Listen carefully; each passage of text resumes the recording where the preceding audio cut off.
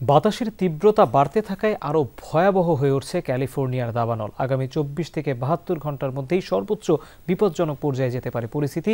আর্দ্রতা কম থাকায় আগের চেয়েও দ্রুত গতিতে নতুন অঞ্চলে ছড়িয়ে যাচ্ছে আগুন। এমন অবস্থায় নতুন করে বাসিন্দাদের ঘর ছাড়ার জন্য প্রস্তুত থাকতে বলেছে প্রশাসন। নজিরবিহীন এই দাবানলে প্রাণহানি বেড়ে দাঁড়িয়েছে 24 জনে।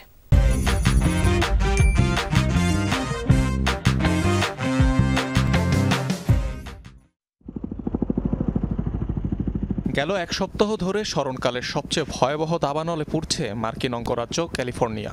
ভয়াবহ পরিস্থিতি যুক্তরাষ্ট্রের দ্বিতীয় বৃহত্তম শহর লস অ্যাঞ্জেলসে। প্রাণপণ চেষ্টায়ও আগুন বাগে আনতে পারছেন না ফায়ার ফাইটাররা। এরই মধ্যে এলো আরও খারাপ খবর।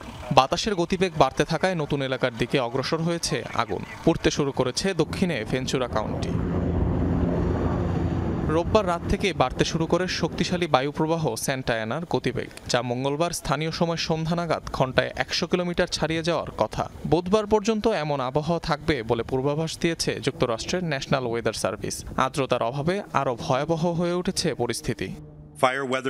বুধবার পর্যন্ত দাবানলের তীব্রতা থাকবে। নির্দিষ্ট এলাকাগুলোর ফায়ার ডিপার্টমেন্ট এবং নিরাপত্তা কর্মীদের প্রস্তুত থাকার আহ্বান জানাচ্ছে। প্রত্যাশিত আবহাওয়ায় আর্দ্রতা কম থাকবে, যে কারণে দাবানলের সতর্কতা জারি থাকবে।